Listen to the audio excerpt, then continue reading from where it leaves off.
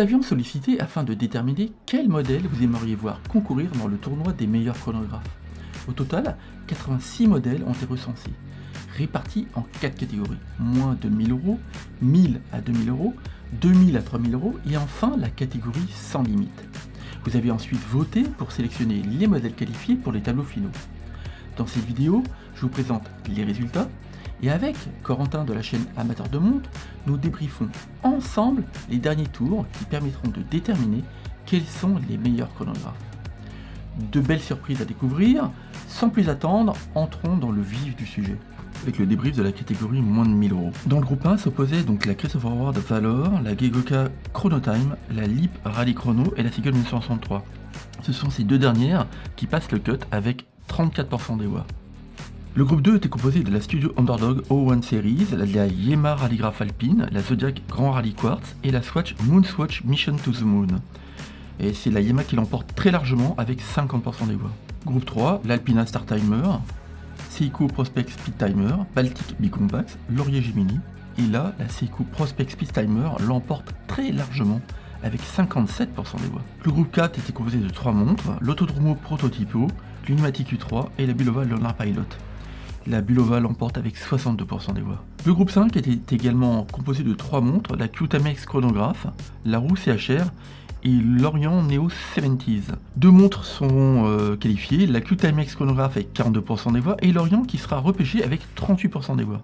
Bonjour Corentin, merci d'être présent pour ce débrief des tournois des chronographes. Et bon, j'espère que tu vas bien. Tu nous parleras de ton actualité à la fin de cette vidéo et on va aller très vite, on va entamer ce tournoi. Et donc déjà, avant même, je vais demander que portes-tu pour cet événement? Salut Nico, bon déjà c'est un plaisir de te rejoindre pour débriefer ce tournoi qu'on a mis du temps à mettre en place pour cette vidéo. Écoute, aujourd'hui je porte une Omega Speedmaster, voilà, c'est mon chrono préféré et puis voilà, je pense qu'il allait bien pour ce débriefing. Et toi, qu'est-ce que tu portes? Je porte donc une Tag Heuer Carrera Glassbox. Pour laquelle j'ai déjà fait une vidéo, mais j'en suis hyper content. Enfin, vraiment très belle, très belle pièce. Très très belle. Donc on va aller tout de suite dans le vif du sujet, Corentin. En attaquant en débriefant donc les demi-finales de la catégorie des montres de moins de 1000 euros.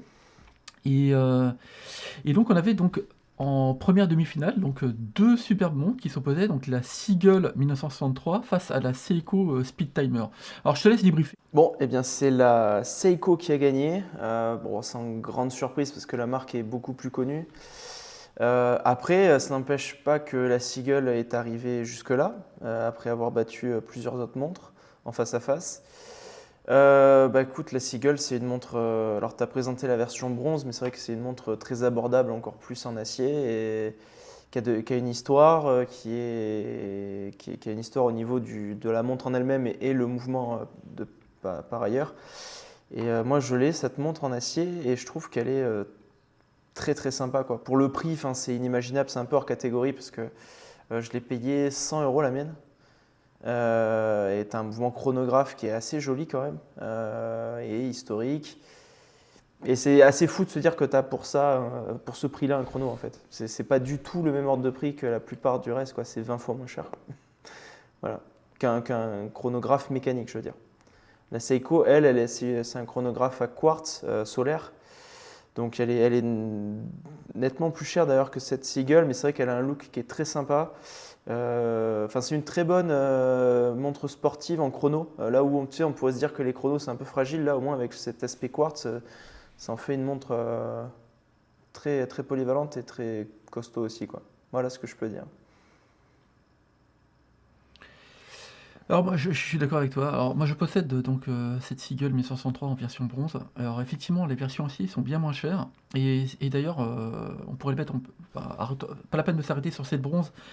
Tu as raison, les premières Seagull on peut les trouver à 150-200 €, alors que la Speed Timer était à 750. Et moi je pensais pas que la Speed Timer viendrait écraser comme ça cette Seagull. Néanmoins ça reste une montre de référence, et pour lesquelles il y a des gens la trouve assez belle. Moi, je la trouve très belle, cette Speed Timer. Bon, elle me rappelle une certaine montre d'une marque plus connue. Elle a un look assez typique. Elle me rappelle même une C'est ce Zenith. que j'allais dire. Enfin, La Zenith, elle te rappelle. Voilà, exact. Exactement.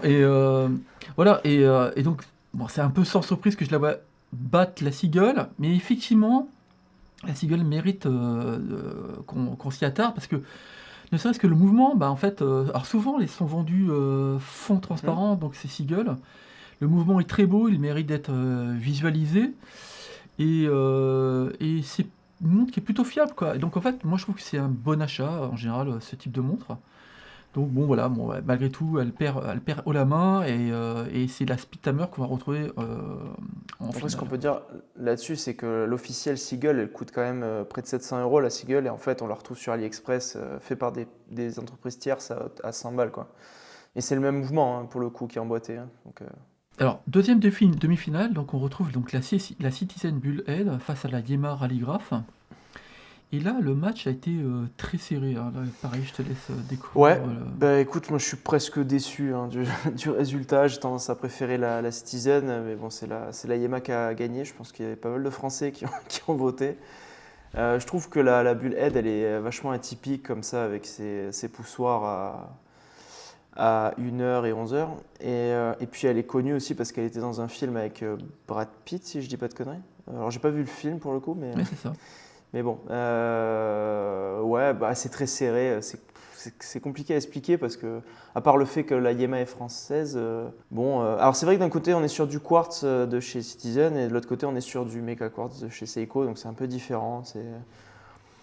Le Mecha Quartz a l'avantage de faire croire que c'est du mécanique quand l'aiguille du chronographe tourne, euh, et de faire passer la montre en gros pour une mécanique parce que le reste du temps tu vois pas vraiment la toute petite aiguille saccadée, je crois. Enfin, j'ai pas de Mecha Quartz, j'ai jamais eu de Mecha Quartz, donc j'avoue que je sais plus trop exactement quelle aiguille saccade sur la Mecha Quartz.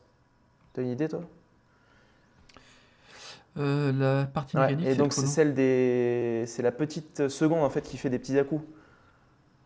Mais bon, comme elle est toute petite, on la voit pas quoi en Exactement. fait. Donc c'est vrai que non, mais c'est un bon compromis par contre. Voilà, le Mecha Quartz. Voilà. Bon, bah, moi, je trouve que la Yema Rallygraph, elle a un bon Hmm. rapport qualité-prix, quoi, tu vois. Et bon, je suis d'accord avec toi, la Citizen Bullhead, ah, franchement, c'est une montre qui est vraiment atypique et qu'on ne voit C'est pas clair. souvent. Et donc, moi, j'aurais voté pour la Citizen. Et, Mais mais c'est et effectivement, Yema a son ouais. clan. Donc, malgré ce qu'on peut entendre parfois, Yema a un clan qui est assez solide. Après, elle a pas battu très largement Non. la Citizen, hein. La Citizen s'est bien Hmm. défendue, quoi. Elle fait 47%. Bon, voilà, donc 47-53. Bon, c'est raisonnable, quoi. C'est pas comme le score de la C'est demi-finale sûr. précédente. Et, et après, alors, bon, ce qui est un peu dommage, c'est qu'elle est compliquée à trouver, cette fameuse bullhead. Mais oui, moi je trouve, enfin, peu importe qu'elle soit quartz, puis d'ailleurs, il y a des Mhm. montres quartz qui sont très bien. Enfin, rien que par son esthétique, cette montre mérite d'être aussi loin dans le tableau. Et pour moi, elle aurait mérité même d'être plus loin. Et la Yamaha reste somme toute assez jolie, donc c'est pas un vol, quoi. Voilà, c'est ça que je pense, quoi. Donc c'est serré, bon. euh, donc voilà. Donc du coup, bah, on va retrouver donc en petite finale bah, cette Bullhead et face à la Seagull, quoi. Et là, par contre, cette fois, il n'y a pas eu de surprise. Enfin, il n'y a pas eu Ouais. de combat non plus, hein. Le résultat est sans équivoque. Ouais, alors la Citizen gagne un peu moins que la Seiko avait gagné face à. Enfin, avec moins de marge que la Seiko avait gagné face à la Seagull. Mais elle gagne quand même. Tu vois, moi, c'est un choix où c'est plus compliqué pour moi, tu vois, de choisir pour le coup. Même si c'est vrai que l'originalité de la Citizen est très appréciable, mais je remarque l'autre aussi. Donc, ouais.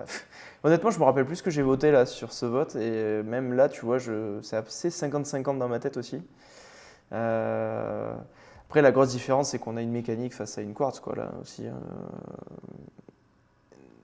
C'est un choix quand même qui, pour beaucoup de monde, compte, au-delà du design. Mais c'est deux choix très différents qui pourraient très bien aller tous les deux dans une collection, ça. Voilà, pas grand chose de plus à dire. Et si, juste, je trouve ça quand même assez incroyable quand tu regardes les specs. Alors, le prix, c'est que 399 euros, on peut l'avoir beaucoup moins cher, encore une fois, mais quand tu vois vert saphir, c'est souvent une option. Tu peux avoir le col de cygne, enfin, tu peux avoir des décorations en plus sur le mouvement, souvent en option. c'est fou quoi. Pour le prix, moi, c'est toujours un truc qui me choque en fait. C'est-à-dire qu'en fait, on aurait même pu faire une catégorie moins de 500 euros. Là, il y avait quasi personne dans sa catégorie. Enfin, moins de 250 euros même. C'est, ça me choque. Voilà. Non, mais non, alors moi, pour peu, j'ai cette fameuse Seagull en bronze, col de cygne. Enfin, c'était pour la. Il me semble que c'était pour les 60 ans de la marque, hein, Mais ou Red t'as Star. l'officiel? Ah, de Red Star, ok, t'as celle de Red Star, ok. Ouais, ouais, exactement. Et oui, enfin, franchement, pour le prix, c'est assez incroyable. Et donc, je l'ai cette montre et je l'apprécie assez grandement. Enfin, et c'est une montre qui a d'ailleurs qui a un tout petit cadran. Elle se Ah porte oui. bien. Elle est assez élégante. Alors, pourquoi moi je l'avais choisi en bronze parce que justement, alors je voulais une montre en bronze et je trouvais que ça lui ajoutait un charme Hmm. d'époque, tu vois. Enfin, de dire, ça fait Seconde Guerre Ah, mondiale, tu vois. puis Enfin, tu un prends peu. aucun risque avec ça. Enfin, Ouais. je veux dire, t'as aucun autre chrono mécanique sur lequel qui te coûte aussi peu, quoi. Je veux dire, si tu fais une erreur, c'est pas très grave, quoi. Moi, le seul truc qui me dérange Exactement. un peu parfois, c'est quand même l'étoile rouge sur le cadran. Bon, c'est pas trop mon truc, mais à part ça, tout le reste est nickel, quoi. Donc voilà, et à contrario, bon, donc dans cette petite finale, moi j'aurais voté, parce que je pouvais pas voter, Allez. j'aurais voté la Bullhead. Moi, cette montre, je l'aime beaucoup. Je trouve que son esthétique est vraiment, vraiment marquée et même le cadran, enfin, toi, il est équilibré, il est Mhm. dynamique, il y a une sportivité dans cette montre. Non, moi, je trouve que rien n'est acheté là. Je- Enfin, j'aime beaucoup cette montre. Après, ils auraient peut-être pu mettre plus de 50. Ah non, juste le verre, ils auraient pu le mettre en saphir. Après, le 50 mètres, bon, ok, c'est pas pour la mettre dans l'eau, mais le verre minéral, c'est un peu dommage à ce prix-là, quand même, pour une quartz. Mais par contre, t'imagines, le problème, c'est que s'ils faisaient cette montre en automatique, tu te retrouverais tout de suite à 2500 euros, quoi. Ou peut-être 2000 euros, mais je suis pas sûr que Citizen ait un mouvement automatique à quartz. Donc, j'ai un doute. Enfin, automatique à chronographe, je veux dire. Je, Mais si je me trompe pas, il y a une Omega Bullhead. Euh, euh, c'est possible. Là, de tête, je l'ai pas. de mémoire, il me semble qu'il y a une Omega Bullhead, mais bon, mais celle-là, enfin, bon, elle m'a été suggérée, donc je l'ai mise Hmm. dans le tournoi. Et bon, voilà.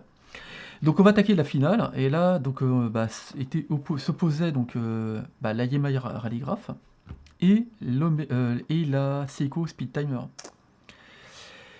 Donc, bon, je vais annoncer le résultat. Donc, en fait, bah, grosse victoire de cette Seiko, 69% des votes. Et,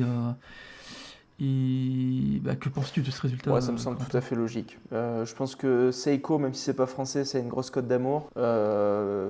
Au-delà des petits problèmes qu'il y a pu y avoir sur des contrôles qualité, tout ça, mais celle-ci, on est un peu épargné de ces problèmes-là. Et donc, grosse cote de popularité de Seiko, et même si l'autre est française, à ce niveau-là, elle s'annule un peu. Et ensuite, quand tu regardes le reste, bon, bah, la Seiko est quand même. Enfin, elle est très belle et je pense que son design fait la différence, quoi. Et puis le solaire aussi, c'est quand même plutôt cool. Donc, euh, Bah ouais. donc ouais, non, ça me surprend pas, honnêtement. Et moi, pareil, j'aurais voté pour la Speed Timer. Alors, comme je te disais, bon, c'est un type de chronographe que j'aime bien au niveau de l'esthétique, hein. Tout à l'heure, je mentionnais les Zénith, la Mhm. Daytona. Voilà, c'est typique d'une esthétique de montre type chronographe que j'apprécie énormément. Et, euh, et mine de rien, ça permet d'avoir une montre très, très qualitative à un prix qui reste contenu. Alors, c'est une somme, hein, faut pas se leurrer, hein, 750 euros, c'est pas rien, hein. Mais je pense qu'on en a pour son argent quand on achète la Speed Timer, quoi. Ouais, tout à fait. Donc, Tout à fait. voilà. Après, Donc, moi, je me range du. Ouais, vas-y, je t'en non, mais prie. est-ce que les gens se sont peut-être aussi arrêtés sur le côté Alpine Endurance? Parce que je crois que ça n'existe plus, ça. Enfin, je crois que ça devrait se relancer, mais il y a eu des soucis, donc ils l'avaient arrêté. Des soucis de contrat avec Alpine par rapport à la Formule 1. Même si c'est deux trucs différents, enfin, c'était William Germain qui en a parlé dans une interview. Mais après, j'espère que les gens ont regardé, tu sais, sur la rallygraph plus généralement pour voter, parce que pour le coup, moi j'aime bien la rallygraph. J'avais eu la version Mario Andretti en automatique, et c'est une très chouette montre qui fait très très vintage, tu vois. C'est pas du tout le cas pour le coup de la Seiko. Tu vois, la rallygraphe, c'est des cornes comme sur les Omega du début ou des chronos comme ça du début des années 60. Donc c'est deux beaux designs et voilà, bon, mais je comprends. Alors on va passer au tableau suivant. Dans la catégorie de 1000 à 2000 euros. Groupe 1 composé de 4 montres, la Le Forban Security Mare, la Rado Hyperchrome Chrono Quartz, la Le Jour Monte Carlo et le Chronotra Cortina 1963. C'est cette dernière qui l'emporte avec 47% des voix. Et nous repêchons la Le Forban Security Mare avec 34% des voix. Le groupe 2, 3 montres s'opposaient, la Baltic Tricompact Panda, la Yema Flygraph Navigator et la Farer Portobello Black. C'est la Baltic qui l'emporte mais très largement avec 64% des voix. Et nous repêchons la Yema Flygraph Navigator avec 20% des voix. Tableau donc des montres catégorie 1000 à 2000 euros. Donc en fait c'était un tableau qui comptait finalement assez peu de modèles. Et donc en demi-finale, première demi-finale, donc s'opposait donc l'Econotra Cortina face à la Yema Flygraph. Et le Conotra finalement a battu assez largement cette Yema avec 60% des votes. Alors Corentin, je sais que usuellement l'Econotra c'est pas une marque qui te fait énormément plaisir, mais est-ce que tu trouves néanmoins ce résultat cohérent? Oui, je le trouve cohérent parce que en termes de design, purement, je pense qu'elle plaît à plus de monde, elle est plus consensuelle. Alors que la Flygraph est assez chargée, mais historiquement la Flygraph était chargée, donc là-dessus ils ont été assez cohérents. Par contre, moi, ouais, ce que j'aime pas, c'est le Econotra. J'aime pas ce nom en fait. je sais pas, je fais une fixation là-dessus, mais bon, c'est pas grave. Mais sinon, oui, je comprends, le 60-40 me paraît pas choquant, elle est moins chère en plus. Elle est moins chère, puis sinon, ouais, le mouvement c'est à peu près pareil, sauf que c'est automatique d'un côté et manuel de l'autre. Alors, je suis étonné qu'il soit automatique. Ah oui, non, ok. Oui. Ils annoncent 13,9 mm, mais je pense qu'ils, comme à chaque fois, ils oublient le verre bombé chez Yema. Mais sinon, ouais, en fait, on a des specs assez proches. Sauf qu'on est en manuel d'un côté contre automatique de l'autre. Et elle a peut-être plus de charme dans le design et du coup, avec ce mouvement manuel, la Econotra. Alors moi, des points de vue spec, je pense que la Yamaha était légèrement au-dessus, mais d'un point de vue esthétique, moi l'Econotra, sur moi ça marche quoi. Et j'aime bien un peu cet aspect vintage de ce chronographe. Il y a, et accessoirement, je le trouve beaucoup plus lisible que le cadran de la Yamaha quoi. Là, moi, cette Yamaha, enfin, alors, ma vue baisse hein, définitivement. Et, non, mais oui, c'est le problème des règles à calcul. Je la trouve trop chargée. C'est comme la Breitling, quoi. Je veux dire, c'est pas ce qu'il y a de plus pur, quoi, en termes de lisibilité. Pour revenir sur l'esthétique des cadrans, bah oui, moi je la trouve beaucoup plus lisible. L'Econotra, c'est tranché, c'est vintage. Moi, ça fait écho chez moi. Et donc l'autre demi-finale, donc là, il y a un modèle finalement qui fait penser à un autre modèle très connu qui n'existe plus, qui n'est plus disponible. Donc en fait, c'est la Baltic Tricompax qui était opposée à la Le Forban Security Mare. Et c'est Baltic qui l'emporte avec 65% des votes. Et qu'est-ce que tu aurais voté pour cette c'est tellement logique. Enfin, la Baltic, elle a un design qui est très très beau et qui fait quand même un peu penser au Rolex Daytona qui avait encore le Valjoux. Enfin, celle à Paul Newman et tout ça, quoi. Et donc, c'est un design qui est encore une fois, qui est beaucoup plus consensuel que l'autre, où il y a vraiment des trucs un peu très marqués, quoi. La lunette de plongée, les compteurs qui coupent les chiffres. Même si par contre, la couronne est très jolie sur la Le Forban, j'ai l'impression. Mais par contre, ouais, non, c'est... Moi, j'aime pas les codes. J'aime pas qu'il y ait des lunettes, par exemple, comme ça sur un chronographe. Et j'aime pas non plus que les chiffres soient coupés non plus. Donc, la Baltic, c'est très réussi niveau design. Et après, en termes de spec, c'est à peu près pareil niveau prix. Les dimensions, c'est similaire. Et ah oui, en plus, la Le Forban a un mouvement Seiko. Donc, ouais, 1944 € pour un Seiko, ça fait cher par contre. Parce qu'il est quand même moins cher que le Cellita. Donc, ouais, je comprends totalement. Alors là, pour le coup, que la Baltic est gagnée. Et toi? Alors moi, la Baltic, ça marche parce que j'adore la Rolex Daytona Paul Newman. Donc, j'ai l'impression de retrouver ça dans ce modèle. Donc, et c'est pas un hommage, hein. Elle a son esthétique qui lui est propre. Et je suis un peu comme toi, moi, ce que je peux reprocher à le Forban, c'est que elle est une esthétique maritime. Alors c'est normal, hein, enfin, de par son ADN, mais pour autant, elle est que 5 ATM. Alors en fait, il y a une espèce d'incohérence entre cette résistance à l'eau et le look qu'elle peut Ah, donner, quoi. ouais. Et voilà. Et puis, elle est, euh, elle est. Alors, c'est deux montres qui ont des looks vintage, mais cette Baltique, je la trouve très très réussie, quoi. Donc je me range donc derrière le vote. C'est toujours le problème, je trouve, des chronographes étanchéité. Je veux dire, du moment que tu n'as pas de poussoir vissé, en fait, c'est illusoire de croire que tu peux avoir beaucoup d'étanchéité, quoi. Je veux dire, si tu vas dans l'eau, ton poussoir il s'actionne, ta montre elle est morte, hein. Donc, enfin, elle est morte, en tout cas, elle prend l'eau, quoi. C'est toujours un risque, quoi. Donc, même si elle a marqué 300 mètres, tu vois, le problème c'est que ça passe à zéro au moment où tu appuies sur le bouton. Donc, enfin, c'est un risque que j'aime pas, moi, tu vois. De toute façon, je n'irai pas dans l'eau avec un chronographe s'il n'y a pas de vissé. Donc voilà, donc grosse victoire de cette Baltique, un peu sans surprise. Et donc du coup, on retrouve en petite finale donc, la Yema face à la Le Forban.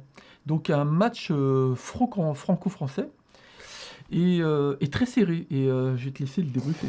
Ouais, ah bah oui, effectivement très serré, donc très partagé. En fait, là, je pense que c'est un peu la peste et le choléra. Non, mais enfin, je veux dire, non, non, mais dans le sens où c'est deux mondes qui sont pas franchement appréciés et qui s'affrontent, quoi. Euh, je pense que vraiment cette règle à calcul, etc., sur la Yema, la rende, fait qu'elle ne plaît, je pense, qu'à une petite partie de gens, enfin, qui sont vraiment prêts à l'acheter. Et c'est pareil pour la Le Forban, même si peut-être encore pire, parce que je pense que ça manque pour plus de ça de cohérence. Même si, bon, bah, pour le coup, elle a gagné. Donc, bon. Moi, j'aurais voté la Yema pour le coup. Parce que. Alors, le Seiko, c'est pas trop dérangeant, mais pour le coup, tu vois, la règle à calcul, c'est chiant. Enfin, c'est chiant pour la lisibilité, mais ça a quand même une explication historique sur les montres de chronographe. Alors que l'autre, moi, la lunette de plongée, ça n'a aucun sens, quoi. Enfin, à mon sens. Donc voilà. Surtout avec 5 Bah oui, ATM, quoi. C'est ça qui est voilà, c'est. curieux, quoi. Alors moi, je vais m'arrêter à la lisibilité et à la lecture.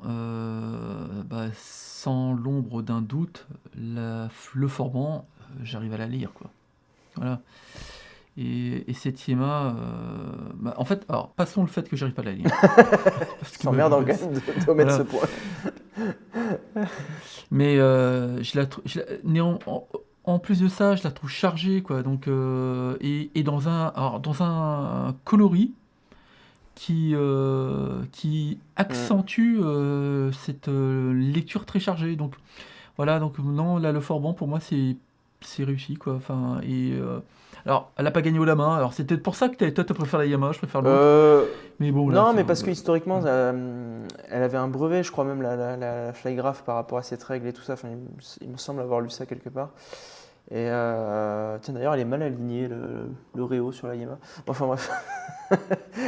Non, mais en soi, moi, je pense pas qu'en vrai, si je l'avais au poignet, j'ai des difficultés à la lire, mais c'est dans ton sens chargé, tu vois, que je veux dire. C'est vrai que c'est chargé, quoi. Et c'est pas le genre de chrono que j'aime, quoi. Enfin, ça me sert à rien, typiquement, la règle à calcul, et ça me fait pas plus rêver que ça, quoi. Je me projette pas là-dessus. Donc, voilà, c'est pas un élément qui me fait rêver, contrairement à, je sais pas, d'autres points sur d'autres montres. Donc passons tout de suite à cette Mhm. finale, donc où s'opposait finalement donc la Baltic Tricompax et l'Econeutra Cortina. Et ben, je te laisse présenter les résultats. 58% pour la Baltique, 42% pour la Econeutra. Bon, là, je suis clairement pour la Baltique. Parce que moi, pour le coup, j'aime bien quand il y a trois compteurs comme ça, là, à 6h, 3h et 9h. Beaucoup plus que sur la Yema où c'est typique du Valjoux 6750 où c'est, tu vois, à gauche, là, où je trouve que ça manque d'équilibre sur les cadrans. Là, je trouve que ça reste équilibré. Donc pour moi, c'est pas un défaut, tu vois, les trois compteurs face à deux. Et ensuite, je trouve qu'elle est parfaitement lisible. Après, c'est vrai que si on regarde les deux, c'est quand même assez similaire sur l'aspect cadran. La lunette c'est tellement petit que pour le coup, je vois pas exactement sur la lunette ce que j'ai. C'est deux tachymétriques, hein. Ah non, c'est un télémètre sur la Econeutra. Ouais, bon. Non, mais je comprends la Baltique. Je préfère le look de la Baltique et voilà. Et en plus, je préfère le nom aussi, donc la Baltique, je dirais. Mais en termes de spec, c'est très très proche. Bah, exactement, c'est ce que j'allais dire. En fait, hormis les 10 ATM pour les connotés, Ah oui, enfin, ouais. voilà. C'est deux montres effectivement qui ont des specs assez analogues, donc on s'y retrouve, hein, il n'y en a pas une qui écrase l'autre, quoi. Elles sont... Alors, la Baltique est sensiblement plus chère, hein, 300 Mhm. euros. Elle touche presque les 2000 euros, et alors que l'Econotra est à Mais elle est sur 1700. acier, Alors, là. tu vas me dire, c'est presque... Ouais, voilà. Et t'as raison, tu as raison. Et là, effectivement, c'est ça. La Baltique est sur acier, donc déjà, voilà. Et puis, bon, bah, l'esthétique. Alors, moi, c'est deux montres que j'aime. Voilà, donc. Mais néanmoins, j'aurais pu choisir. J'aurais choisi cette Baltique également. Elle est. Elle est à l'image d'un chronographe que j'aime. Et ils ont eu raison de le faire, quoi. Donc bravo à Baltique. Et le télémètre, toi, Et, enfin, t'en penses quoi? Tu t'en fous? bon, Ouais, sincèrement, ok. ouais, exactement. Ouais. Ouais, Et télémètre, ça toi? peut être pratique. Enfin, pratique. Non.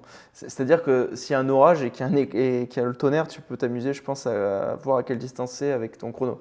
C'est le seul moment où je vois un intérêt. Enfin, un intérêt, c'est même pas un vrai intérêt, mais c'est un gadget, tu vois. Mais je veux dire, c'est le seul moment où je peux en avoir une utilisation, quoi, au final. Euh, Après, Bah, c'est bien ça, télémètre. Ça te donne une distance, hein. Ouais, c'est ça, ouais. oui, c'est ça. Normalement, Ouais. oui, Tu vois, normalement, je c'est sais ça. même pas. Exactement. J'en ai jamais eu pour le coup des télémètres. Non, mais de toi à moi, j'ai des chronographes, j'en ai plusieurs, hein, mais est-ce que sincèrement j'utilise ma montre chronographe pour le Là, chronographe? tu vois, je m'en sers par exemple pour chronométrer Je notre dois temps me de la... parole. Et là, je peux te dire que sur cette section, on est déjà presque à 10 minutes. On est... on l'a Ouh même là là! dépassé. Non, mais voilà, donc moi Euh, j'utilise assez rare, enfin je crois que j'utilise jamais Moi non le plus. chronographe, quoi. Mais bon, c'est une esthétique qui est sportive, et je sais pas pourquoi, mais du coup, le fait qu'il y ait des sous-cadrans comme ça et qui ont une fonction réelle, c'est cohérent, quoi. Donc moi, je trouve que ce sont des montres qui sont Ouais. équilibrées, qui sont sportives, c'est pour ça que je les trouve assez belles, mais j'utilise pas la fonction. Donc le télémètre, donc non, c'est pas un truc que j'utiliserais, ça c'est clair. Mais donc voilà. Donc très bien, donc finalement on retrouve donc en un donc cette Baltic très compact, en 2 donc l'Econotra, et c'est pas volé, et finalement on retrouve en troisième position donc la Love Forban, et en quatrième position donc la Yamaha Flygraph pour cette fameuse catégorie donc des 1000 à 2000. Passons maintenant au débrief de la catégorie de 2000 à 3000 euros. Groupe 1, ça vous est 4 montres, l'Hamilton American Classic, l'Alpina Alpiner, la Depancel Allure Automatique et la Doxa Sub 200. C'est l'Hamilton qui l'emporte très largement avec 52% des voix. Le groupe 2 était composé de 3 montres, l'Hamilton Jazzmaster, la Cine 356 et la Rédillon Chronographe. C'est la Zine qui l'emporte mais très largement avec 63% des voix. Le groupe 3 était composé de 3 montres, la Tissot Héritage, la Zodiac Cicron et la Frédéric Constant Classic Vintage. C'est la Tissot qui l'emporte avec 45% des voix. Le groupe 4 était composé de la Anart 417, la Mine Skymaster et l'Olek Invest Navicron. L'Anart l'emporte très largement, un peu sans surprise, avec 60% des voix, et nous repêchons l'Olek avec 30% des voix. Passons maintenant au dernier groupe de la catégorie. 3 montres opposées, la Tissot PRX automatique, la Junghans Max Bill et la Mido Multifor. La Tissot PRX l'emporte très largement avec 63% des voix. Quart des finales de ce tableau, de catégorie 2000 à 3000 euros, l'Olek Invest Navicron est opposé à la Tissot Héritage. Et c'est l'Olek Invest qui l'emporte avec 57% des voix, c'était assez serré. La Nart 417 ES 1954 était opposé à la Tissot PRX Auto, et c'est la Nart qui l'emporte très largement avec 67% des voix. Première demi-finale, donc la catégorie 2000-3000, était opposée donc l'Hamilton American Classique face à la Zine 356 et sa Pilot. Et c'est un match qui a été hyper serré, quoi. Et donc Corentin, je te laisse annoncer le résultat. 53% pour la Hamilton face à 47% pour la Cine, ou Zine, je sais plus. On peut dire comme on veut. Ouais, donc la Hamilton qui gagne, c'est pas un match, tu vois. Effectivement, si on avait dû faire des paris, Cine a tellement une cote d'amour énorme que ça m'aurait pas surpris qu'elle ait gagné. Après, moi, tu vois, je n'ai pas changé mon discours par rapport à tout à l'heure, ce que je disais sur la Yema. Moi, l'organisation liée au Valjoux, qui est là son clone de chez Celita. Moi, je suis pas super fan en fait d'avoir tous ces sous-compteurs. En plus là, ça fait très, c'est pas que ça fait très chargé, mais je trouve qu'il y a beaucoup d'infos sur un petit cadran quoi quand même. Et moi, c'est pas trop mon truc pour être honnête cette Cine, donc j'aurais voté pour la Hamilton que je trouve plus jolie en fait tout simplement et moins chargée. C'est peut-être plus ce qui me correspond en chronographe que la Cine. Après, en termes de spec, t'es sûr pour le diamètre annoncé d'ailleurs là sur le tableau Ouais, Non, je je suis pense que surpris. c'est un peu, je Je pense me que c'est un peu disais plus. que. Euh, mais bon, enfin bref, en termes de spec, ensuite, ouais, elle est plus épaisse la Cine. Alors, mouvement H31, c'est le chronographe de ETA fait pour Hamilton. Hein, alors, je sais plus si c'est directement le Valjoux ou une variante, mais bon. Bon, c'est vrai que c'est un mouvement exclusif au Swatch Group, donc c'est toujours sympa. Je pense qu'il a peut-être plus d'heures aussi que le Celita, mais j'ai un doute là-dessus, je t'avouerai, donc je vais peut-être pas trop étendre ma méconnaissance du sujet. Et puis elle est moins chère la Hamilton. Donc, non mais moi je suis d'accord avec ce résultat, j'aurais voté pour la Hamilton. Voilà. Alors, toi, moi, c'est marrant parce qu'il n'y a pas si longtemps, moi j'aurais voté pour l'Hamilton et je m'aperçois que je préfère le cadran Ok, de la ah oui c'est vrai Zine. que tu étais très pour la Hamilton avant, j'en Et souviens. ouais, ouais, exactement. Et en fait, il n'y a pas si longtemps, en fait, peut-être parce que je l'ai vu en vrai, je trouve que, enfin, je sais pas, les boutons poussoirs, je les trouve Un trop. poussoir. Ouais, exactement. Et ça m'a assez marqué. Après, effectivement, le cadran, j'aime bien le cadran de l'Hamilton. Bon, après, enfin, je trouve pas que le résultat soit incohérent, quoi. Mais en ce moment, je trouve que la Zine a quelque chose qui fait, enfin, qui m'a marqué, quoi, et que je trouve, alors pour autant, pas très lisible, mais elle a un côté un peu cadran d'avion, Ouais. instrument de mesure dans un avion que j'aime bien. Je trouve finalement assez moderne, quoi. Elle fait très austère. Moi. Contrairement à une qu'on verra Ah, après, qui je trouve reste dans ce style allemand et qui, tu vois, est un peu plus chaleureuse, tu vois. Et j'aime pas du tout le bracelet de chez Zina non plus, l'acier, je sais pas. alors, je suis d'accord avec toi. Moi, par contre, le bracelet, je le trouve pas très réussi. Et notamment au regard du Ouais, prix. ah ouais, bah c'est un H-Link pas beau quoi. Enfin, Seconde demi-finale, donc l'Olek NVS Novicron S, alors une Olek qu'on avait repêché au passage, face à la Anart 417 ES 1954.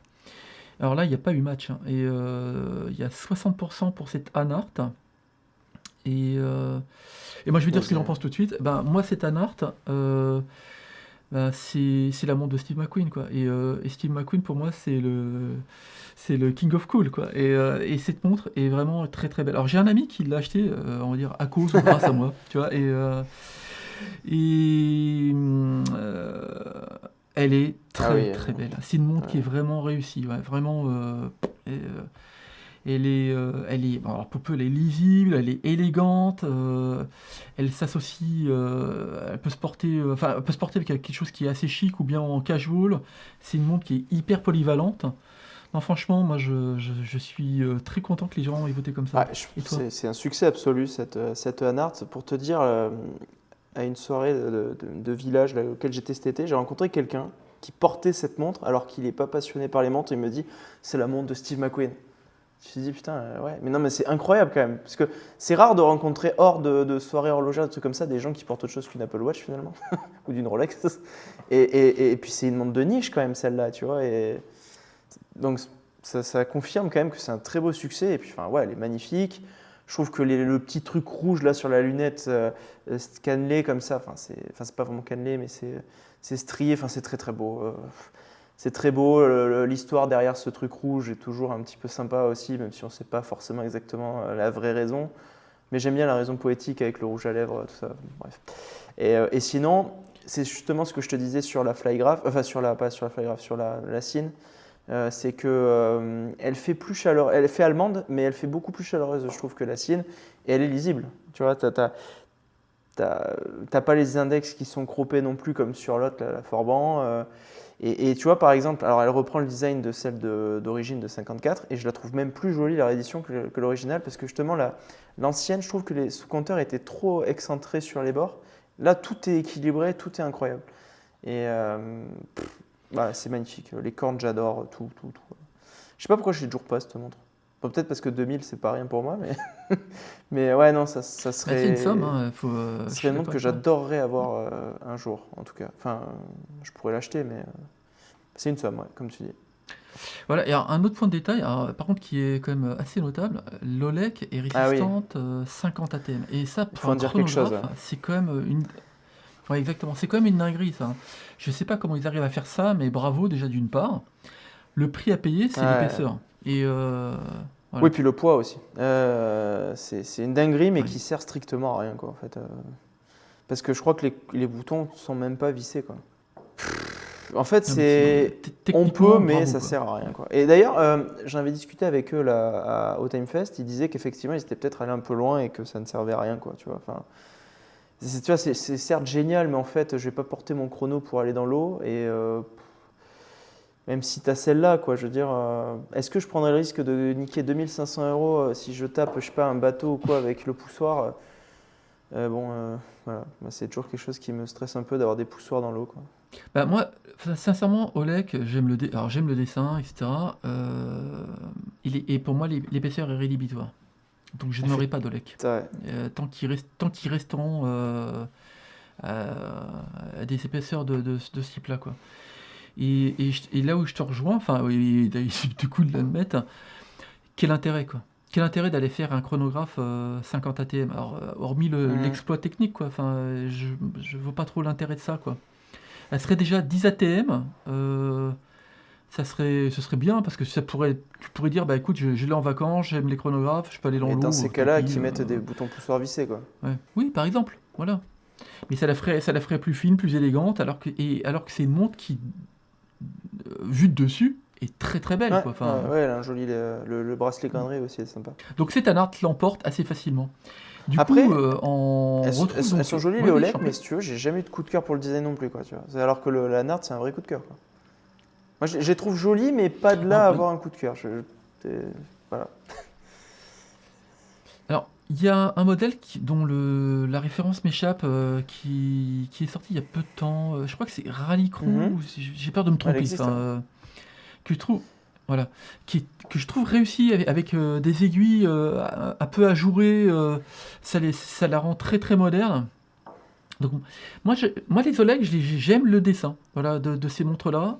Et ce qui, au début, j'appréciais l'exploit, quoi, tu vois. Mais Ah, l'épaisseur, puis c'est, même à au-delà chaque de fois l'épaisseur, maintenant, je trouve que c'est ouais. ultra massif. Enfin, c'est plus que l'épaisseur, quoi. Bah, C'est très très lourd. Là, pour le coup, je pense que 200 grammes, on y est bien, là. Mais bravo pour l'exploit technique, quand même. Pour des 500 mètres, c'est pas mal. ouais, exactement. Puis après, la finition, elle est top, hein. Y a pas, moi, j'en ai vu, enfin, je pense que tu en as vu plusieurs, j'en Mhm. ai vu plusieurs. La finition est vraiment incroyable, quoi.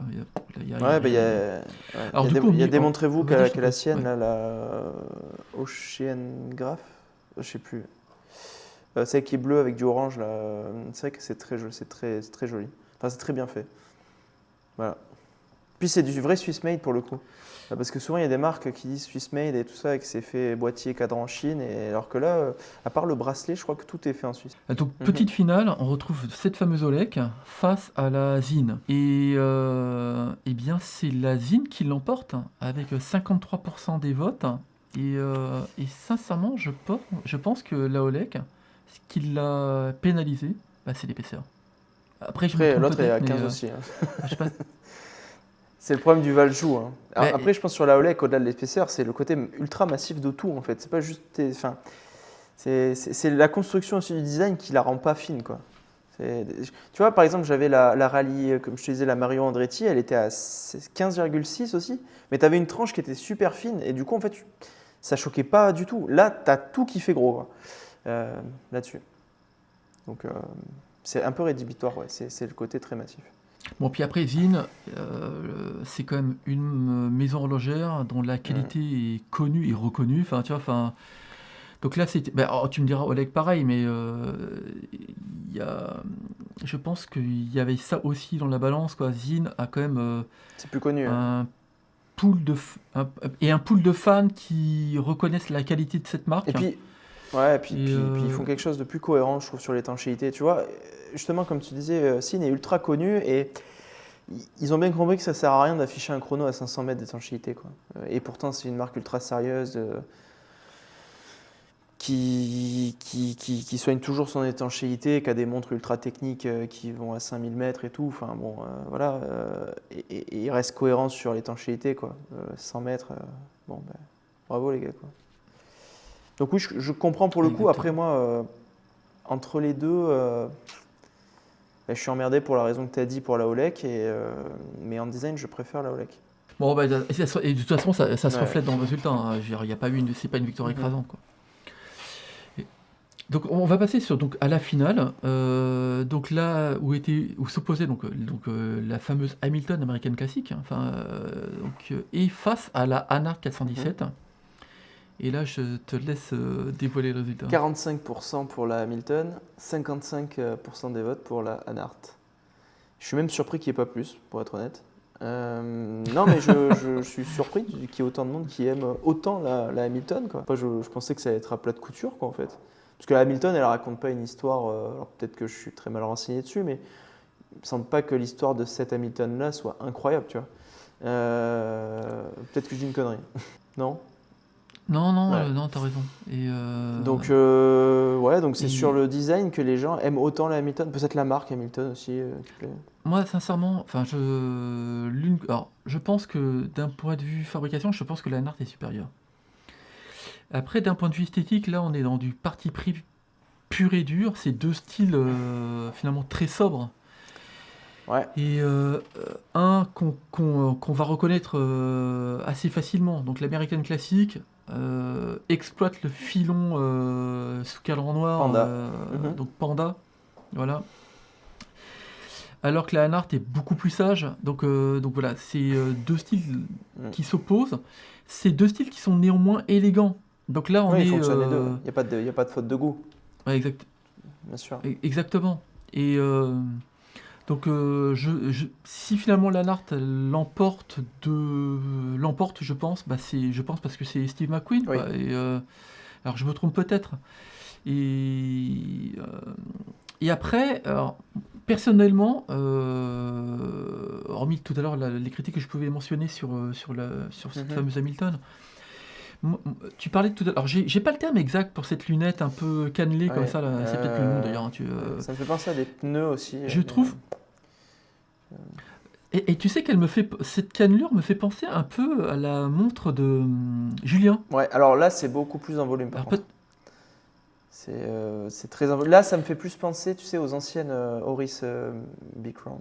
Oui, tu as raison. Ouais. Alors que celle de Julien, Et, c'est plus la donc Panda de Parmigiani Fleury. Mais voilà. Mais ça me rappelle un peu ça, et que j'apprécie beaucoup d'ailleurs. Je trouve que ça apporte beaucoup d'esthétique à ce type de montre. Et je trouve l'équilibre de la Hanard vraiment réussi, quoi. Donc moi j'aurais voté pour la Hanard. Tu vas me faire craquer, tu vas me faire craquer. Faut que je faut que je me contrôle. Non, ouais, elle est incroyable la Hanard. Et tu vois, même par exemple sur la Hamilton, la date, je trouve un peu dommage qu'ils aient pas mis exactement la même teinte de blanc pour la date. Le blanc, il est clairement plus clair et je trouve qu'il ressort aussi, c'est dommage. C'est un blanc crème le cadran quand même, sur la Hamilton, j'ai dit Hanard, je crois. Enfin bref, il n'y a pas de date de toute façon sur l'autre et c'est pas plus mal. Ouais, parce que mine de rien, c'est assez dur d'ajouter une date sur un chronographe. Ça prend de la place. C'est aussi l'avantage qu'a le Swatch Group. Moi, c'est vrai que. Alors, c'est sûr qu'en termes de boîtier, tout ça, ils rationalisent tout. C'est très bien fait, tout ça. Il y a moins de folie aussi, par exemple, que cette lunette qui doit être assez chiante à faire sur la Hanard. Mais par contre, c'est vrai que sur la partie mouvement, ils peuvent se baser sur ETA pour toujours avoir des mouvements propres à chaque montre, tout ça. Et c'est chouette, quoi. Enfin, je veux dire, Longines a ses mouvements. Là, sur Hamilton, ils peuvent avoir une variante qui a sans doute un petit avantage par rapport au mouvement de base. Je ne l'ai plus en tête, là, ce qu'ils proposent, le H31, mais c'est vrai que c'est cool toujours d'avoir ces trucs-là sur le Swatch Group. D'avoir ces mouvements semi-manufacture, en tout cas manufacture de groupe, quoi. Nous allons maintenant débriefer le tournoi toute catégorie, qui était composé des modèles à plus de 3 000 € jusqu'aux meilleures montres des segments inférieurs. Au total, 47 maisons sont présentes avec 56 modèles. Fait marquant, près de 255 000 € séparent le modèle le plus cher du moins cher. Le groupe 1 était composé de 4 montres, la Montblanc Star Legacy Chrono, la Citizen Bullhead, l'Audemars Piguet Royal Oak Offshore et la Breitling Chronomat B01. C'est cette dernière qui l'emporte avec 38% des voix. Et fait notable, Citizen remporte tout de même 29% des voix, et c'est bien mérité. Le groupe 2, également composé de 4 montres, la Vertex MP45, l'IWC Pilot chronographe, la Patek Philippe 5172G et la Frédéric Constant iLife chronographe. C'est la Patek qui l'emporte avec 39% des voix. Groupe 3, victoire sans équivoque de la Rolex Daytona Paul Newman avec 51% des voix, face à la Seagull 1963, la Lange Unzone Litographe et la Karl Bucherer. Le groupe 4 était composé de 4 montres, la Nart 417, l'Iconotra Cortina, la Breitling Navitimer V01 et la Chopard Alpine Eagle. C'est la Nart qui l'emporte très largement avec 41% des voix. S'affrontaient dans le groupe 5 la Zenith Diffie Skyline, la Panera Illuminor Chrono, la Tudor Black Bay Chronograph et la Zine 356. C'est la Zenith qui l'emporte avec 45% des voix. Dans la groupe 6, nous retrouvons la Rolex Cosmograph Daytona, la FP Jaune Chronographe rattrapante, la Bulova Lunar Pilot et l'Oricos Flymaster. C'est la Rolex qui l'emporte avec 48% des voix. S'affrontaient dans le groupe 7 la Zenith Chronomaster Sport, la Q-Timex Chronograph, la Longines Conquest et l'Omega Speedtimer Auto Reduced. C'est la Zenith qui l'emporte largement avec 50% des voix. Le groupe 8 était composé de la Zinger Track One Edition, la Tissot PRX, l'Omega Speedmaster 57 et la Jaeger-LeCoultre Polaris. C'est l'Omega qui l'emporte très largement avec 55% des voix. Le groupe 9 était composé quant à lui de la Tissot Heritage 1973, la Grand Seiko Evolution 9, la Massina Lab Uniracer et la Schmoser Streamliner Flyback. C'est la Grande Seiko qui l'emporte avec 52% des voix. Groupe 10 était présente l'Omega Speedmaster Moonwatch Pro, l'Hublot Classic Big Bang, la Parmigiani Fleurier Tonda et la Vacheron Constantin Overseas. L'Omega l'emporte mais très largement avec 68% des voix. Était présente dans le groupe 11 la Yema Rallygraph Alpine, la Seiko Prospect Speedtimer, la Milton American Classic et la Richard Mille RM1103. C'est la Seiko Prospect Speedtimer qui l'emporte avec 40% des voix. Groupe 12, le match a été très serré. Il était composé de la Breguet Type 20, la Baltic Tricopax Panda, la Breitling Premier B01 et la Maurice Lacroix Pontos Chronographe. Breguet l'emporte avec 37% des voix, juste devant la Breitling qui remporte 35% des voix. Passons maintenant à l'avant-dernier groupe. Il était composé de l'Oris Diver 65, l'IWC Portugaiser, la Tag Heuer Monaco Golf et la Kurono Tokyo Chronographe. C'est cette dernière qui l'emporte avec 35% des voix. Nous arrivons enfin au dernier groupe de cette catégorie. Était présente la Rado Captain Cook, la Tag Heuer Carrera Chronograph Glassbox, l'Eterna 1940 et la Lip Rally Chrono. C'est la Tag Heuer qui l'emporte largement avec 57% des voix. Débriefons les 8e de finale de ce tableau de toute catégorie. Premier duel, la Zenith Chronomaster SP face à la Zenith Diffie Skyline, un duel fratricide. Le résultat est sans équivoque, victoire de la Chronomaster avec 80% des voix. Second 8e de finale, la Grande Seiko était opposée à la Seiko Prospect Speedtimer, c'est la Grande Seiko qui l'emporte avec 60% des voix. Mais néanmoins, félicitations à la Speedtimer. Troisième 8e de finale, Kurono Tokyo face à la Patek Philippe. Eh bien, c'est la Kurono Tokyo qui l'emporte avec 54% des voix. Quatrième 8e de finale, la Breitling Chronomat B0142 était opposée à la Rolex Cosmograph Daytona. C'est cette dernière qui l'emporte avec 67% des voix. Cinquième 8e de finale, la Tag Heuer Glassbox était opposée à la Hanart. Eh bien, c'est la Hanart qui l'emporte avec 53% des voix. Dernière 8e de finale, la Rolex Paul Newman était opposée à la Omega Moonwatch Pro. L'Omega l'emporte très largement avec 67% des voix. Premier quart de finale, la Zenith Chronomaster est opposée à la Grande Seiko. C'est la Zenith qui l'emporte avec 70% des voix. Le El Primero passe devant. La Kurono Tokyo est opposée enfin à la Rolex Cosmograph Daytona. Là, un peu sans surprise, la Rolex Cosmograph Daytona l'emporte avec 55% des voix. Troisième quart de finale, la Hanart 417 est opposée à l'Omega Speedmaster Moonwatch Pro. C'est l'Omega qui l'emporte très largement avec 70%, mais néanmoins, félicitations à cette Hanart. Dernier quart de finale, la Breguet Type 20 était opposée à la Omega Speedmaster 57. C'est cette dernière qui l'emporte très largement avec 70% des voix. Dans le tableau final donc, de la catégorie Rennes, donc toute catégorie, donc il y a eu pas mal de surprises tout au long de ce tournoi. Et en fait, Corentin, il me semble que tu voulais pointer quelques beaux résultats. Ouais, de montres qui ne sont pas arrivées du coup jusqu'à une demi-finale. Ouais, quelques montres que je trouve sur lesquelles j'avais des petits trucs à dire. Ah oui, donc la première que je voulais mentionner, c'est quand même la Breitling Navitimer qui se fait battre par la Hanart. Alors, j'ai mis l'hypothèse que peut-être le cadran blanc comme ça, qui n'est pas le plus historique, avait peut-être joué en sa défaveur, mais c'est quand même surprenant de voir la Navitimer B01 se faire battre par une Anhart, beaucoup moins chère, presque moins historique, même si c'est Steve McQueen. Enfin, la Breitling, c'est quand même quelque chose aussi. Mais bon, première surprise. Donc oui, aussi petit mot là sur la Grand Seiko qui passe les phases de groupe, mais qui perd en quart de finale. Je ne me rappelle plus face à laquelle, mais en tout cas, la Grand Seiko montre assez exceptionnelle sur le plan esthétique. Je la trouve très très belle, les finitions incroyables, etc. Le mouvement aussi, 5 Hz. Mais une montre très grosse malheureusement en termes de volume, parce qu'après elle est en titane, donc elle est légère, mais voilà, je vais faire un petit mot sur elle parce que vraiment c'est une des montres que j'ai essayé, que j'ai trouvé les plus belles, mais très grosses, quoi. Et puis ensuite, oui, la Seiko Astron qui extermine la Richard Mille, qui finit même dernier de sa phase de groupe. Mais bon, voilà, c'est vraiment la montre m'as-tu vu ultra chère que tout le monde reconnaîtra et que tu as une montre très chère. Enfin, moi, je déteste ce genre de choses. Donc voilà. Et puis la Kurono Tokyo, oui, mais elle passe, mais je pense qu'elle se fait éliminer en quart aussi, la Kurono Tokyo. Me semble, qui effectivement se disait là en préparant le groupe que peut-être que si on faisait le sondage aujourd'hui, elle ne passerait pas parce que j'ai l'impression qu'effectivement Kurono Tokyo a perdu en popularité. Et c'est vrai qu'on se le disait déjà la précédente fois où on a essayé de tourner la vidéo, c'était déjà le cas et je pense que ça a continué de se dégrader l'image. Après, elle était dans un groupe avec des adversaires pas forcément ultra populaires non plus, quoi. Enfin, il y a une icône certes, mais c'est peut-être la moins belle des icônes. Donc, la Monaco, voilà. Bah, en fait, dans le tableau final, donc en fait, on avait deux ennemis qui s'opposaient, c'est la Chronomaster qui l'emporte.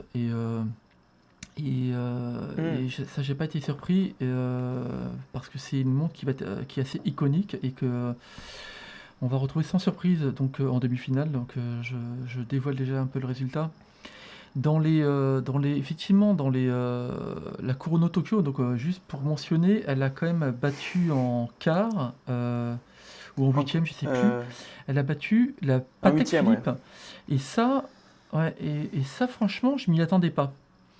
Et parce que Patek quand même. Ouais. Mais Kurono, c'est tellement cher Patek que c'est un peu hors de. Enfin, les gens ils la considèrent pas, quoi. Mais il y a un peu de ça, mais moi oublions le prix malheureusement. Moi je pensais juste sur la qualité intrinsèque de la montre et de la finition. Je me disais, elle est au-dessus, quoi. Bah, Et là où je suis d'accord avec toi, Kurono, au moment où on a fait ce fameux tournoi, et avait le vent en poupe. Et j'observe effectivement que les voiles se dégonflent, curieusement. On n'entend plus parler d'ailleurs. Alors, est-ce que c'est J'entends lié à plus parler perso de Kurono.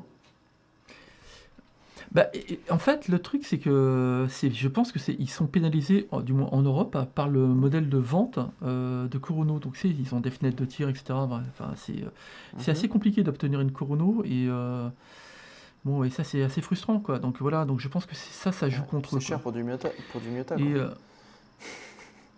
Complètement. Et tout à l'heure, on parlait de la Hanhart. Alors la Hanhart, dans cette catégorie, toutes les catégories, également en quart de finale, elle a battu la Tag Heuer Glassbox. Putain, ok. Alors pas de largement. Et ça, alors je vais pas dire que je m'y attendais pas parce que la Hanhart, moi je l'apprécie tellement que opposé à une Glassbox, c'est compliqué quand même. Elle venait de sortir la Tag Heuer aussi. Elle était peut-être moins. Exactement. Mais bel exploit, d'être sortie victorieuse de ce duel, quoi. Donc, je te propose qu'on bascule directement sur les demi-finales de cette catégorie.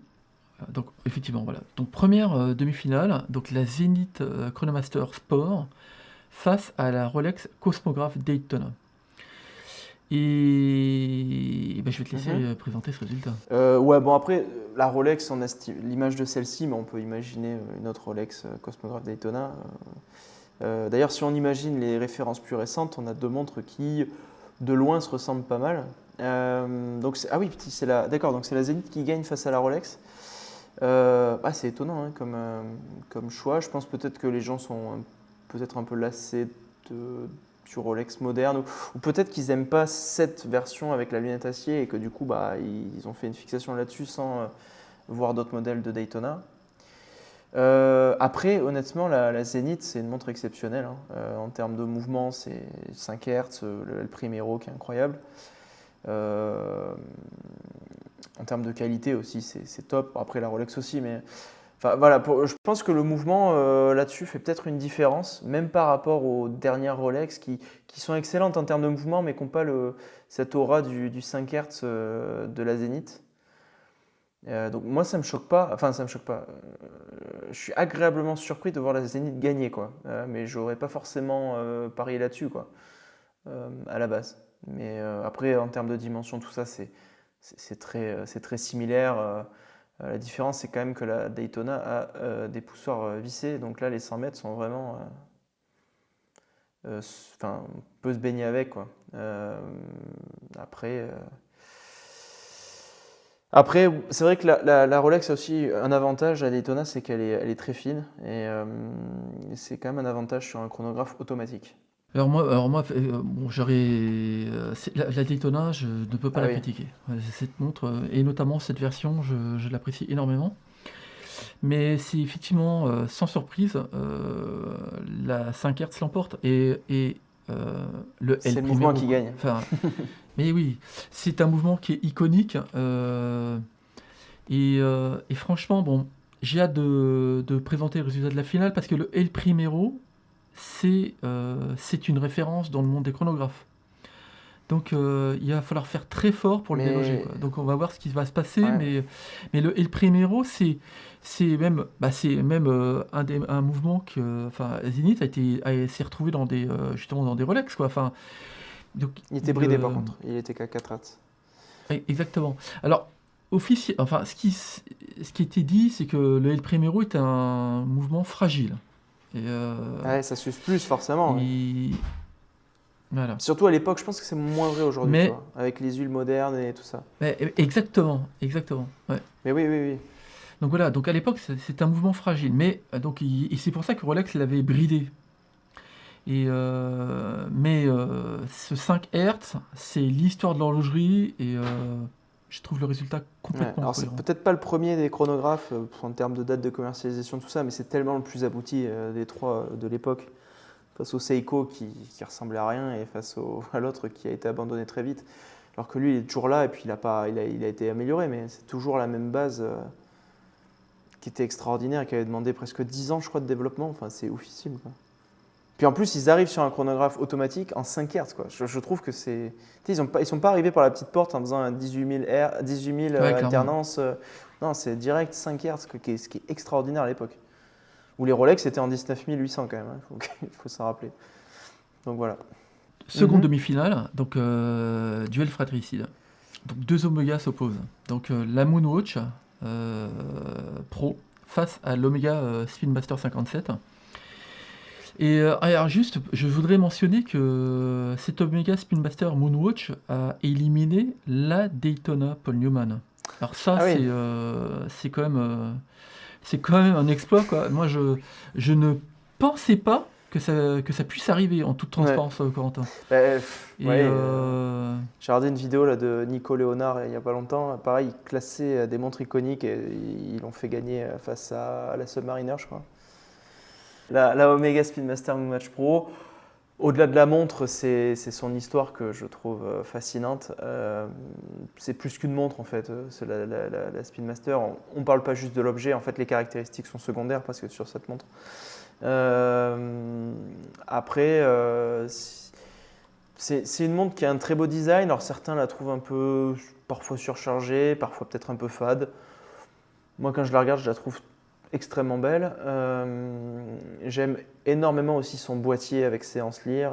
Tu vois, son bracelet comme ça, qui est un peu un bracelet président d'ailleurs, mais qui est un bracelet qu'elle avait historiquement, qui avait disparu, qui est revenu et qui marche incroyablement bien. Après, voilà, en fait, ce qui est fort, c'est qu'ils ont conservé vraiment l'ADN original en termes de design, mais ensuite même en termes de spec quoi, et de mouvement, ça reste un manuel alors qui était à roue à colonne à la base et qui est passé à cam pour la fiabilité et pour le coût aussi, j'imagine. Mais bon, bref, sans rentrer dans les trucs techniques, voilà, c'est une icône en fait. Alors, Moi, je reconnais elle a des caractéristiques qui sont vraiment incroyables, cette montre. Elle a une histoire qui est incroyable. Au-delà d'être, comment dire, elle a été dans l'espace moult fois, sous différentes versions. Moi, j'ai une version qui était la First Omega in Space, que je trouve magnifique, et d'ailleurs qui est une espèce d'entre-deux entre la 57 et la... Bah, ils sont revenus à la raison Et, sur la FOI, sur la First Omega in Space. C'est-à-dire que là, elle était à plus de 10 000 €, je crois, celle de droite, la Speedmaster 57. Alors que la tienne, ils sont revenus sur des prix où ils arrivent à vendre des montres Omega. Je pense que ça a été un problème pour eux ces dernières Ah années. non, mais attends. Ouais, bon, cela et tout, ça reste, ça reste des montres Ah, qui bien sont sûr. assez chères, quoi. Et après, alors, ce que je veux te poser comme question, parce que moi, bien évidemment, je ne suis pas surpris Mhm. sur le résultat. Et pour moi, il est assez logique, assez cohérent et et logique de par tout Ah, ce que tu as dit j'ai et pas de ce qu'on commenté le connaît. résultat. D'ailleurs, j'ai pas commenté la comparaison, là. J'ai commenté Mais que la speed. j'aimerais te poser une question. Bah justement, j'aimerais te poser une question. En fait, oublions l'histoire, oublions Mhm. la technique, et dis-moi entre ces deux cadrans. Et Alors, déjà, je préfère sur la 57 le cadran noir avec les index patinés. Mais je prendrais quand même la Moonwatch Pro parce que le boîtier, je préfère celui avec les anses lyres, qui je trouve sont caractéristiques de la Speed. Enfin, qui en tout cas ont une plus forte identité que ceux qu'avait la Speed avant, où c'est finalement tous les chronos qui avaient des cornes classiques. Mais à part ça, oui, enfin, elle est très belle aussi la 57. Mais je prendrais quand même je prendrais quand même la Moonwatch. Je prendrais quand même la Moonwatch. Après, c'est compliqué de mettre à part totalement l'histoire quand tu parles de la montre. En termes de design pur, je préfère le boîtier de celle de gauche. Bah, après, j'aime pas les lunettes acier, donc ça. Mais sur bah, la celle-ci, métallique, la donc lunette n'est pas polymiroir, donc ça va mieux, quoi. Mais je préfère quand même la Speed. Voilà. Et d'ailleurs, tu vois, je te mens pas parce que quand on avait été invité au truc à Bruxelles avec d'autres youtubeurs, j'avais vu le même débat à l'époque avec Man versus Watch et j'avais déjà dit la Moonwatch alors que lui préférait la 57. Celle-ci d'ailleurs. Voilà.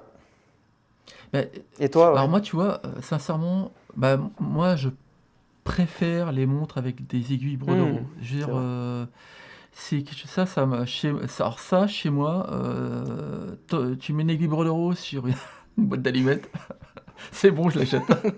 Et, euh, non, mais moi, la Speedmaster 57, j'adore son design, je trouve son esthétique vraiment pur, lisible, élégant, tu vois. Et si je m'arrêtais à ça, moi, j'aurais voté pour la 57. Voilà. Et effectivement, je n'arrive pas à faire fi de l'histoire de la Speedmaster Moonwatch. Et, euh, et de tout ce qu'elle peut transporter, véhiculer, tout ça. Et donc, du coup, j'aurais Ah, voté pour la Moonwatch. Tu vois, c'est vraiment un énorme dilemme. Je crois que c'est le combat le plus difficile de ce tournoi sur lequel j'aurais pas pu me prononcer, quoi. Après, c'est vrai que Ouais. quand tu parlais du cadran, c'est vrai que la Speedmaster Moonwatch fait plus instrument, tu vois. Un peu comme une Cine, tu vois. Où c'est plus. Alors que l'autre, elle fait peut-être un peu plus effectivement élégante. Après, c'est aussi lié au fait que là, on a un soleillé et tout sur le cadran, hein, peut-être. Sur la noire, il me semble qu'il n'y a pas ce soleillé, hein. Donc, mais bon, ouais. Compliqué, ouais. Compliqué. Du coup, on va retrouver en petite finale la Rolex Cosmograph Daytona face à cette fameuse Speedmaster 57, quoi. Et malheureusement pour moi, c'est la 57 qui l'emporte et assez haut la main, quoi. Avec 60% des votes. J'aimerais savoir, alors toi, pour quel modèle tu aurais voté? Est-ce que tu trouves est-ce que tu es surpris par le résultat Alors, de ce vote? surpris, oui. Enfin, surpris. Je veux dire, quand une Rolex perd, je trouve ça toujours potentiellement un peu surprenant. Après, face à une Speed, moins surprenant du coup. Moi, j'aurais voté pour la Speed du coup, là aussi. Parce que je la trouve plus jolie. Mais en fait, tu vois, si tu veux, j'aime pas, comme je t'ai dit, la lunette comme ça, brillante acier. Et là, elle est quand même plus discrète sur la Omega, donc forcément, je préfère. Et c'est vrai que là, les aiguilles bordereau, tout ça, c'est très joli. euh, face à la Rolex. Tu vois, moi, le truc, c'est que la Rolex, je ne suis pas attaché autant à l'histoire de la Daytona que je peux l'être avec la Speed. Du coup, en fait, là, je juge vraiment le design et je ne peux pas dire que je sois non plus ultra fan de celui-ci, en fait. Après, tu me mets la dernière, plus compliquée. J'aime bien la référence actuelle quand même. Peut-être qu'en vrai, s'il y avait la référence actuelle, j'aurais choisi la Rolex face à cette Speed. Mais je sais pas trop. Mais là, sur les deux images, je préfère la Speed. Et toi du coup, c'était la Rolex, forcément, ouais. Ah ouais, enfin, j'adore la 57, mais alors cette Rolex, moi celle-là, c'est une de mes montres préférées, quoi. Et un autre point, et un point de détail que j'apprécie énormément sur cette Rolex, c'est son épaisseur, Mhm. 12,2 quoi. Pour un chronographe, franchement automatique, Surtout ça, ouais. elle est élégante. Et ce que j'aime bien alors, cet été, j'étais en vacances dans 2 endroits où il y avait des gens assez fortunés. Et la plupart des gens que je croisais avaient des Rolex, quoi. Ah Et oui. donc en fait, et c'était très ostentatoire, quoi, tu vois. Et à contrario, tu vois, cette montre, je la trouve parmi les Rolex, dans cette version, j'entends, hein, discrète, Mhm. tu vois. Et c'est ça que j'apprécie Bah, sur déjà, ce elle n'est pas modèle. en or. Ça aide. Il... C'est pas faux. Non, mais tu vois, par exemple, tu parlais tout à l'heure des nouvelles Rolex, elles sont avec des lunettes Mhm. céramiques. C'est voyant, je veux dire, et c'est fait pour. Et d'ailleurs, alors j'adore le tennis. J'ai vu une finale il y a pas longtemps. Je crois Ah qu'Alcaraz a oui. une Daytona fond bleu Ah, flamingo. moi, j'avais souvenir d'une fond blanc avec Oyster Flex sur or. Enfin, boîtier or avec fond blanc et Oyster Flex. Alors J'ai une boîtier image comme ça, or, moi. rubber, mais Bon, oui, on s'en bon, fiche. peu importe. C'est Mais pas grave. mais du coup, alors là pour peu, c'est Ah oui. ostentatoire, tu vois. Ouais. Et d'ailleurs, c'est dangereux de les porter. Mais c'est là aussi, tu me diras. Mm. Mais celle-là est discrète. Voilà. Et c'est ça que j'apprécie dans cette montre. Dans l'absolu, quelqu'un qui achète cette Daito a pas envie de dire, voilà, Après, regardez, j'ai une Rolex. Voilà. il y a plein de Rolex qui sont assez Ouais. discrètes, hein. Moi, Exact. j'en ai une en Mais 34, elle exactement. est très discrète, hein, donc, Non, mais dans les Rolex un peu discrètes, il y a l'Oster oui, Perpetual. oui. C'est une montre qui est discrète. L'Explo 1 Voilà, aussi, elle fait enfin, penser. il y en a pas mal. Exactement. Voilà, même l'Explo 2, enfin, somme toute, c'est une montre Toolish Mais très elle est discrète, grosse, donc on qu'on peut peut la voir quand même. retrouver. Enfin, enfin, surtout Alors, l'actuelle, je veux dire. oui, mais c'est que ça. Ouais. Donc voilà. Bon. Et la 57, bon, bah, indépendamment de tout ça, moi, je la trouve magnifique. Donc j'aurais voté pour la Daito, mais je suis pas malheureux de voir cette Omega Dure l'emporter, journée quoi. pour toi. Donc, non mais alors j'ai beaucoup été enfin comme je disais tout à l'heure, moi c'est le résultat de la Paul Newman qui Ouais, m'a c'est qui vrai, m'a qui m'a c'est vrai. déstabilisé. Je m'attendais tout sauf à ça. Je sais que Rolex a mauvaise presse, alors pour de bonnes et de mauvaises Ouais. raisons. Je pense qu'il y a des gens Qui crache dessus sans raison. qui jettent le propre parce qu'en fait Rolex représente tout ce qu'ils peuvent détester au sens Bien sûr. toi l'argent, enfin, des valeurs pas très élégantes, quoi. Ouais. Certaines fois, quoi. Donc voilà. Mais Il y a une histoire incroyable derrière et tout, quoi. cette montre. Ouais, exactement, exactement. Bon, bah voilà, c'est comme ça. Et donc là, la fameuse finale. Et donc là, bon, bah, un mythe, la Zenith Chronometer Sport avec le fameux El Primero face à un autre mythe, j'allais dire même un monument, l'Omega Moonwatch Pro, quoi. Et donc, bah, je te laisse annoncer le résultat final. La Speed a gagné face à la Zénith. Bah, faut dire que d'un côté, on a un mouvement légendaire face à une montre légendaire, quoi.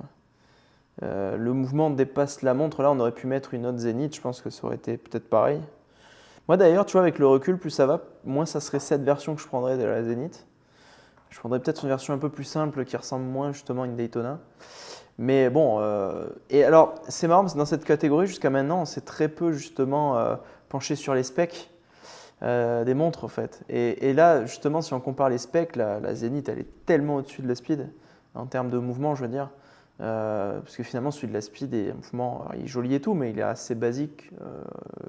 Enfin, c'est un mouvement qui est hors du commun. Et donc oui, si elle gagne, c'est encore une fois pour son oral et par rapport au fait qu'elle a été au poignet de gens qui ont fait des exploits, quoi. Plus que la Zénith pour le coup. Pour le coup, j'ai pas d'exploit, tu vois, par rapport à des montres Zénith. Et c'est juste le mouvement et c'est peut-être ça qui pénalise la Zénith. Mais par contre, au-delà de ça, je suis très content qu'en finale ce soit les deux. Je pense qu'elle le mérite pour ces deux raisons différentes. Et c'est vrai que c'est étonnant que ce soit une Omega qui soit sur la 3e place du podium, alors que je trouve que le trio Speed, Zenith El Primero et Rolex Daytona, c'est un peu les 3 chronos légendaires, quoi. Et qu'on me parle pas d'une Tiger Monaco à côté, quoi. Voilà. Non, mais après, tu vois, j'ai envie de te dire, quand il y avait 56 montres dans cette catégorie, et quand tu retrouves ces 4 montres dans le top, dans le top, quoi, peu importe l'or, j'ai envie de Oui, dire. voilà. Donc je te rejoins. Cette Omega, de par son histoire, c'est pas surprenant qu'elle se retrouve finalement à la plus haute des marches face à un monument technologique. Tu vois, le truc, par contre, moi ce que je pense aussi qui joue pas mal pour l'Omega, c'est que pendant très longtemps, c'était une montre outil abordable. Et elle a forgé une histoire comme ça d'alternative justement à ces montres qui étaient assez Remarque, la dispendieuses. Daytona n'était pas très chère non Et plus alors, dans les années 60. alors tout au début, elle se vendait. Alors t'as raison. Tout au début, la Daytona se vendait pas du tout. Enfin, alors, en toute transparence, moi, je suis pas tout jeune, mais j'ai pas connu cette période. J'ai pas Ah eu la bon? chance. Sinon, je dois racheter des kilotonnes et je les aurais revendus aujourd'hui. Non, mais c'est vrai que ça valait quelques centaines de dollars, Ouais. quoi. Enfin, bon, c'est pas le même cours, mais Tu te rends compte? c'est fou, quoi, la différence.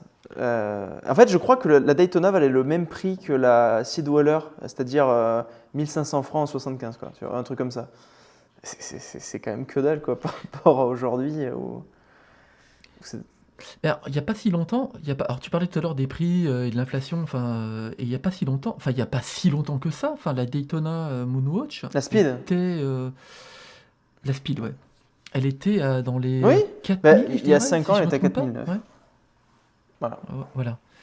Et aujourd'hui, on les retrouve assez régulièrement à plus de 8000, des fois plus de 10 000. Enfin, c'est plus la même histoire, quoi. Et alors en plus, Ouais. ce qui est encore pire là-dessus, c'est qu'elle est passée de 2020 à 2022 de 4009 à 8006. À 8008 même, quelques mois plus tard, au début 2023. Donc tu te rends compte, en 3 ans, elle a doublé presque. Depuis, ils se sont rendus compte qu'ils n'arrivaient pas à les vendre, donc ils ont arrêté d'augmenter. Mais c'est vrai que... Et en plus, plus le temps passe, plus on prend du recul là-dessus, et plus ça devient normal presque. Mais c'est vrai qu'en même à peine 3 ans, elle a doublé, quoi. C'est fou. Ouais, c'est ça, c'est ça. Avant de craquer pour la First Omega Space, moi je voulais acheter la Speedmaster Moonwatch. D'ailleurs, je t'avais contacté plusieurs fois sur le sujet. Et un jour, alors j'ai raconté il me semble, cet épisode dans un flyback. J'avais failli passer le pas. J'appelle l'AD et il me dit non, ce modèle ne se fait plus et maintenant c'est celui-là et c'est 2000 euros de plus. Et je dis ouais, non. Voilà, et ça m'avait Puis la Fosse, elle est sortie. stoppé Elle net, est quoi. sortie à un moment où ils se sont rendus compte qu'ils ne pouvaient pas augmenter les prix. Sinon, elle serait sortie en 2022, elle était à plus de 10 000, la tienne. Hein. Franchement, c'est. Donc, ouais, c'est un bon choix, celle que tu as achetée. Ben moi, je la trouve très très belle, bien équilibrée, et j'apprécie le fait qu'elle ait un boîtier symétrique, contrairement à Ah oui, c'est la vrai. fameuse Ouais. Moonwatch. Voilà. Mais donc voilà. Donc moralité de l'histoire, ce tableau final qui conclut donc ce tournoi de l'été des meilleurs Je voulais chronographes dire un truc. se termine donc par une victoire finalement presque écrasante de la Moonwatch. Donc deuxième place, la Zenith Chronomater Sport. Quatrième place, la Speedmaster 57. Troisième place, la Speedmaster 57. Et enfin, quatrième place, la Rolex Cosmograph Daytona. Et avec donc les mentions honorables que tu as citées tout à l'heure, donc la Seiko Speed Timer, la Hanart, qui ont eu des magnifiques parcours, la Kurono. Ouais. Et Voilà. Et même si aujourd'hui est un peu moins apprécié des gens, mais voilà, donc un beau parcours de ces montres-là. Voilà. Moi, j'ai passé un été assez plaisant parce que j'ai découvert au fil de l'eau le vote des gens et parce que j'avais programmé ça hyper en avance et donc je voyais les résultats, je voyais les surprises, je me disais, oh, quand même, ils abusent et tout.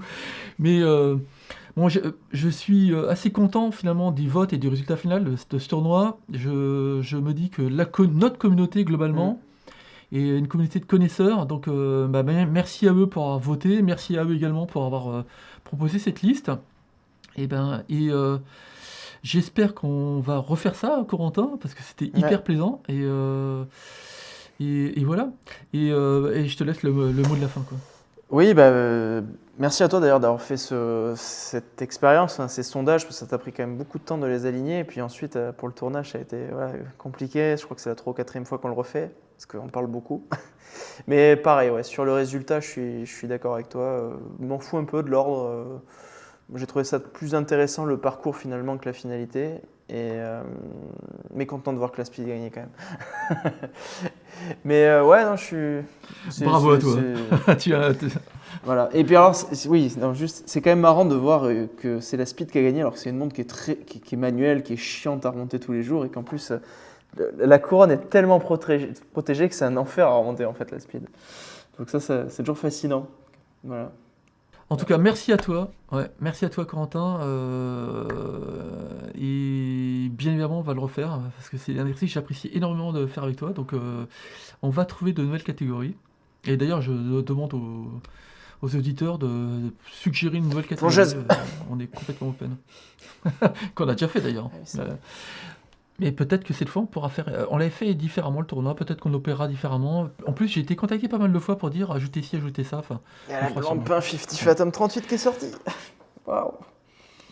Incroyable. Bon, en tout cas, bravo. Je vous dis à bientôt pour une prochaine vidéo. Et puis, comme d'hab, allez, bye. Ciao.